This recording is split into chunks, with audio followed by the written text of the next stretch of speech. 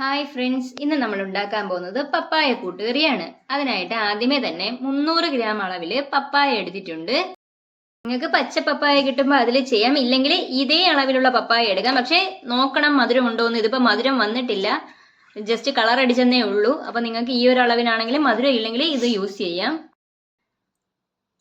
ഇനി ഇതിലേക്ക് 50 ഗ്രാം കടലപ്പരിപ്പ് 2 മണിക്കൂർ മുമ്പ് വെള്ളത്തിലിട്ട് വെച്ചിരിക്കുന്നതാണ്. ഇതിപ്പോൾ നല്ലപോലെ കുതിർന്നിട്ടുണ്ട്. അപ്പോൾ കുതിർന്ന കടലപ്പരിപ്പും കൂടി ഇനി നമുക്കിതിലേക്ക് ചേർത്ത് കൊടുക്കാം.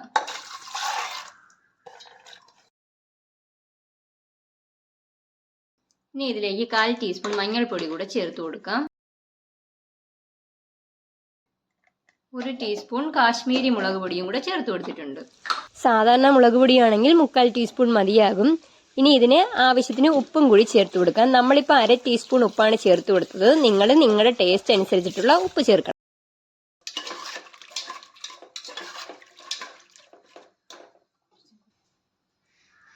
നല്ലപോലെ മിക്സ് ചെയ്തിട്ട് കുറച്ചുകൂടി വെള്ളം ഒഴിച്ചു കൊടുക്കാം. ഇനി ഇത് അടച്ചു വെച്ച് 3 വിസിൽ കേൾപ്പിക്കണം. ഇനി ഈ സമയം നമുക്ക് കൂട്ട് തയ്യാറാക്കാം. അതിനായിട്ട് ആദ്യമേ തന്നെ 1 കപ്പ് നിറയെ തേങ്ങ എടുത്തിട്ടുണ്ട്. അതിലേക്ക് 1/2 ടീസ്പൂൺ ചെറിയ ജീരകവും കൂടെ ചേർത്ത് കൊടുത്തിട്ടുണ്ട്. ഇനി ഇത് വെള്ളം ചേർത്ത് നല്ലപോലെ അരച്ചെടുത്തിട്ട് വരണം. ഇപ്പൊ 3 വിസിൽ കേട്ട് കഴിഞ്ഞു.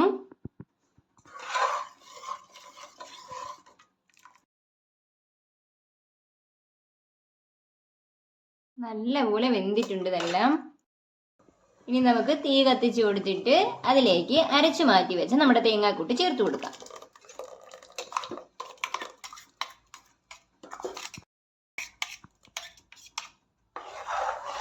നല്ലപോലെ മിക്സ് ചെയ്ത് കൊടുക്കണം.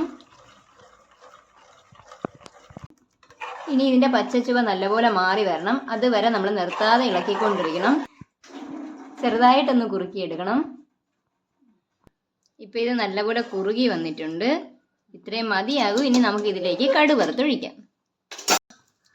ചട്ടി ചൂടാക്കിയിട്ട് അതിലേക്ക് കുറച്ച് എണ്ണ ഒഴിച്ചു കൊടുക്കാം.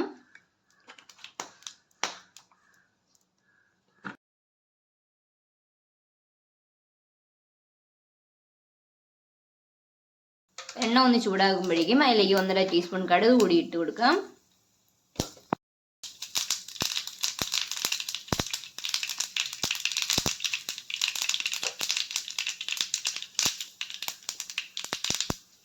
കടുക് പൊട്ടുമ്പോഴേക്കും അതിലേക്ക് വറ്റൽമുളകും കറിവേപ്പിലയും കൂടി ചേർത്ത് കൊടുക്കാം.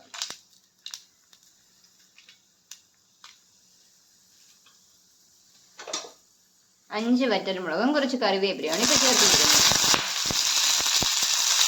ഇനി ഇതിലേക്ക് നമുക്ക് കുറച്ച് തേങ്ങയും കൂടെ ഈ സമയം ചേർത്ത് കൊടുക്കണം. ഇനി ഇത് നല്ലപോലെ മൂപ്പിച്ചിട്ട് നമ്മുടെ കറിയിലേക്ക് ഒഴിച്ചു കൊടുക്കണം. ഇത്രയാവുമ്പോഴേക്കും നമുക്കിനി അതെടുത്ത് കറിയിലേക്ക് തട്ടിക്കൊടുക്കാം.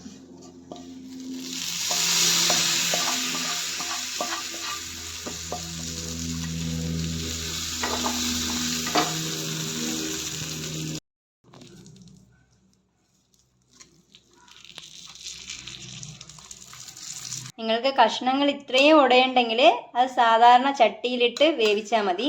കുക്കറിലിട്ടും വിസിൽ കേൾപ്പിക്കുമ്പോൾ അത് നല്ലപോലെ ഉടഞ്ഞു പോവും. അങ്ങനെ നമ്മുടെ പപ്പായ കൂട്ടുകറി റെഡി. എല്ലാവരും ഇതൊന്ന് വീട്ടിൽ ട്രൈ ചെയ്ത് നോക്കണം. എന്തായാലും ഇഷ്ടമാവും. ഇഷ്ടമാവുകയാണെങ്കിൽ ലൈക്ക് ചെയ്യണം, ഷെയർ ചെയ്യണം, കമൻറ്റ് ചെയ്യണം, സബ്സ്ക്രൈബ് ചെയ്യണം. താങ്ക്